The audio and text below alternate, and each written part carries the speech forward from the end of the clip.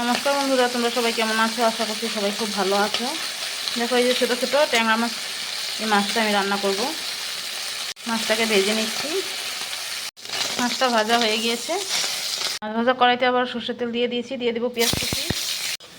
পেঁয়াজটা লাল হয়ে গিয়েছে, এখন টমেটো আর কাঁচা লঙ্কা দিয়ে দেবো। বাটাবাটি মশলা ছাড়া একটা রান্নাটা করব।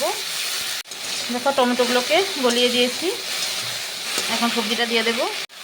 সবজিটা দিয়ে দিয়েছি। সবজিতে রয়েছে বেগুন, আলু আর ছোটো ছোটো আলু দিয়েছি। দিয়ে দিলাম হলুদ, দিয়ে দেবো স্বাদ অনুযায়ী নুন। সবজিটা ভালো করে কষানো হয়ে গেছে, এখন জল দিয়ে দেবো।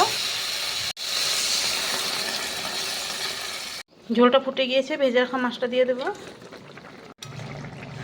দেখো বন্ধুরা, মাছটা রান্না করা আমার হয়ে গিয়েছে। বোঝা যাচ্ছে যে আমি কোনো মশলা বেটে দিইনি।